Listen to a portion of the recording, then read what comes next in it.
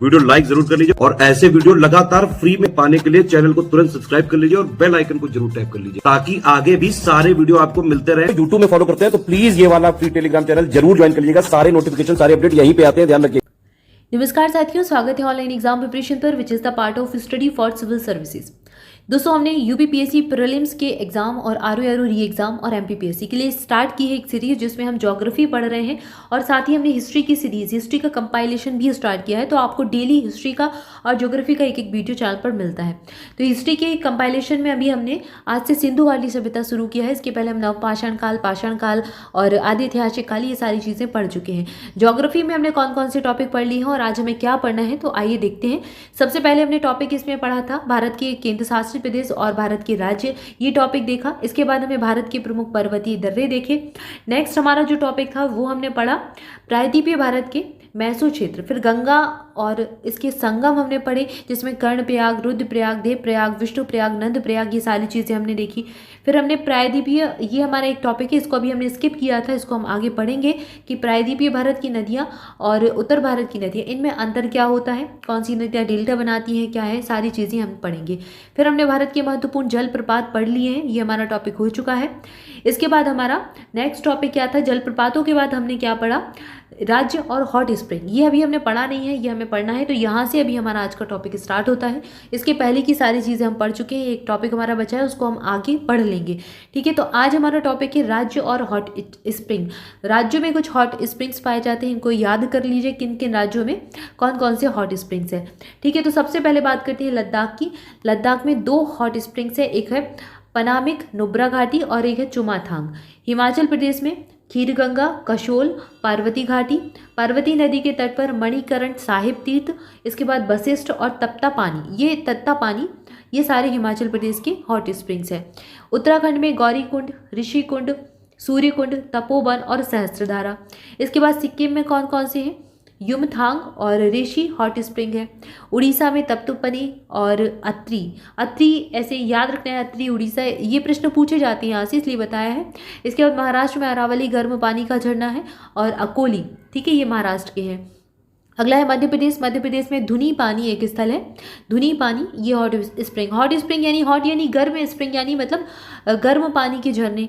इसके बाद मेघालय में जक्रेम, गर्म पानी के स्थल हो सकते हैं या फिर झरने हो सकते हैं। जक्रेम एक मेघालय का है जो कि हॉट स्प्रिंग है यहाँ का। ठीक है, इनसे प्रश्न बनते हैं, इसलिए इनको याद कर लीजिए। इसके बाद भारत में वर्षा का वितरण दिया है वनों के आधार पर। तो सदाबहार वन, यहाँ पर 200 से अधिक वर्षा होती है, आर्द्र क्षेत्र में आता है।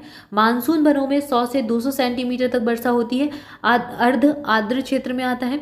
शुष्क क्षेत्र में जो कि सूखे जंगल होते हैं, यहाँ पर 50 से 100 सेंटीमीटर तक वर्षा होती है।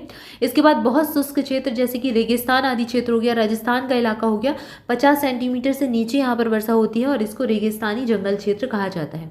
रेगिस्तानी वनस्पति यहाँ पर मिलती है।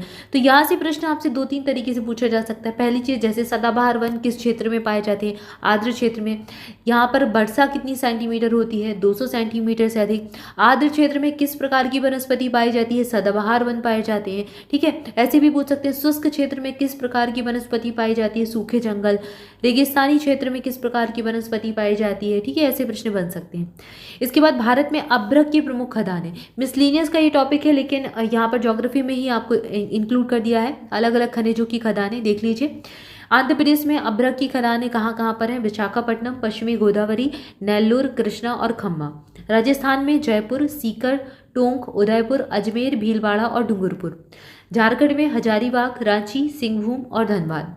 इसके बाद बिहार में भागलपुर, मुंगेर और गया। इसके बाद अगला दिया गया है, भारत में चूना पत्थर के जिले और खनन क्षेत्र कौन कौन से हैं। तमिलनाडु में कौन कौन से हैं, तमिलनाडु में कोयम्बटूर, मदुरई और सलेम से चूना पत्थर निकाला जाता है। मध्य प्रदेश में जबलपुर, रीवा, सतना, सागर, बैतूल, दमोह, यहाँ से चूना पत्थर निकाला जाता है। हिमाचल प्रदेश में बिलासपुर, चंबा और कांगड़ा से। छत्तीसगढ़ में बिलासपुर, रायगढ़ और बस्तर से। इसके बाद गुजरात में खेड़ा, सूरत, अमरेली और जूनागढ़ से। तेलंगाना में नलगोंडा और खम्मम से। अगला दिया गया आंध्र प्रदेश में कुडप्पा, यहाँ से प्रश्न बना है, कुडप्पा, गुंटूर, कुरनूल, कृष्णा, यहाँ से बना है। ठीक है ना। इसके बाद है महाराष्ट्र, महाराष्ट्र के अहमदनगर, यवतमाल, चंद्रपुर और नांदेड़, यहाँ से चूना पत्थर निकाला जाता है। कर्नाटक के क्षेत्र कौन से है देख लीजिए, चित्रदुर्ग और मैसूर, उत्तर कन्नड़, तुमकुर, बेलगाम और बीजापुर। इसके बाद राजस्थान के कौन कौन से हैं, राजस्थान में बीकानेर है, चित्तौड़गढ़ है, डूंगरपुर है, कोटा है, नागौर है, पाली, अजमेर और अलवर। अगला दिया है कुछ अन्य हैं जैसे दार्जिलिंग, जम्मू, अंबाला, महेंद्रगढ़, मिर्जापुर, देहरादून और मसूरी। कुछ उत्तराखंड के क्षेत्र हैं, ये जम्मू कश्मीर में हो जाएगा। ठीक है, तो ये कुछ अन्य क्षेत्र हैं जहाँ से चूना पत्थर का खनन किया जाता है। इसके बाद भारत में डोलोमाइट के खनन केंद्र कौन कौन से हैं, उड़ीसा में गंगापुर, कोरापुट और संबलपुर और सुंदरगढ़। छत्तीसगढ़ के बस्तर से डोलोमाइट निकलता है, बिलासपुर से, दुर्ग से और रायगढ़ से। आंध्र प्रदेश के अनंतपुर से, कुर्नूल और खम्मन से। झारखंड के चाईबासा, सिंहभूम और अजमेर से। राजस्थान के अलवर, भीलवाड़ा, जयपुर, जैसलमेर और झुंझुनू, जोधपुर, नागौर, पाली, सवाई माधोपुर, सीकर और उदयपुर, यहाँ से डोलोमाइट निकाला जाता है। इसके बाद कर्नाटक के बेलगाम, बीजापुर, चित्रदुर्ग और मैसूर, उत्तर कन्नड़ और तुमकुर। कई सारे क्षेत्र आपको राज्यों के ऐसे मिलेंगे जहाँ से एक से ज़्यादा खनिज का खनन होता है, तो उसको आप अलग से मार्क कर लें या फिर हाईलाइट कर लें। जैसे चित्रदुर्ग आपको यहाँ पर मिला और आप पहले भी पढ़ चुके हैं कि वहाँ से यहाँ पर डोलोमाइट पड़ा। अभ्रक का भी यहाँ से खनन किया जा रहा था, है ना, चूना पत्थर का किया जा रहा था चित्रदुर्ग से, कर्नाटक के। और यहाँ पर चित्रदुर्ग मिला आपको, डोलोमाइट का भी हो रहा था। तो ये चीज़ें आपको नोट करनी है ताकि आप कन्फ्यूज़ ना हो। ठीक है, इसके बाद है अगला राज्य है अरुणाचल प्रदेश। अरुणाचल प्रदेश से भी डोलोमाइट का खनन होता है। हरियाणा के कुछ क्षेत्र से होता है। हिमाचल प्रदेश, महाराष्ट्र, तमिलनाडु, उत्तर प्रदेश, उत्तराखंड और पश्चिम बंगाल, यहाँ सभी से डोलोमाइट का खनन किया जाता है। इसके बाद आप एक टर्म सुनते हैं स्वर्णिम चतुर्भुज। तो स्वर्णिम चतुर्भुज गलियारा में कौन कौन से क्षेत्र आते हैं देख लेते हैं। दिल्ली, मुंबई, ये जो क्षेत्र है 1419 किलोमीटर का। मुंबई चेन्नई 1290 किलोमीटर का। कोलकाता चेन्नई 1684 किलोमीटर का। और दिल्ली कोलकाता 1453 किलोमीटर का। तो कौन कौन से चार हो गए, दिल्ली, मुंबई, चेन्नई, कोलकाता। दिल्ली यहाँ पर है, कोलकाता यहाँ पर है पश्चिम बंगाल में, मुंबई यहाँ महाराष्ट्र में मिल जाएगा और चेन्नई यहाँ साउथ में मिल जाएगा। तो ये हो गया स्वर्णिम चतुर्भुज। ठीक है ना, ये भारत की अवस्थिति के हिसाब से, भारत में लोकेशन के हिसाब से स्वर्णिम चतुर्भुज गलियारा इसको कहा जाता है। ये प्रश्न पूछा है, रेलवे ने, MPPSC ने प्रश्न बनाया है, बिल्कुल याद रखना है। तो यहाँ पर हमने कुछ मिसलिनियस के टॉपिक पढ़े जो कि ज्योग्राफी में ही थे, यहाँ कवर कर लिया। नेक्स्ट टॉपिक को देखेंगे अगले वीडियो से। जुड़े रहे चैनल के साथ, वीडियो को लाइक जरूर करें, चैनल को सब्सक्राइब भी करें। इसके अलावा दोस्तों के साथ भी वीडियो को शेयर करें। स्टडी फॉर सिविल सर्विसेज के पेड बैचेस अगर ज्वाइन करना चाहते हैं तो स्क्रीन पर 3 नंबर हैं, इनमें से किसी पर भी कॉल करके आप जानकारी ले सकते हैं या फिर डिस्क्रिप्शन को फॉलो कीजिए। Study for civil services application की लिंक भी डिस्क्रिप्शन में दी गई है, वहां पर जाकर भी आप बैचेस देख सकते हैं। Thank you for watching this video. Thank you so much.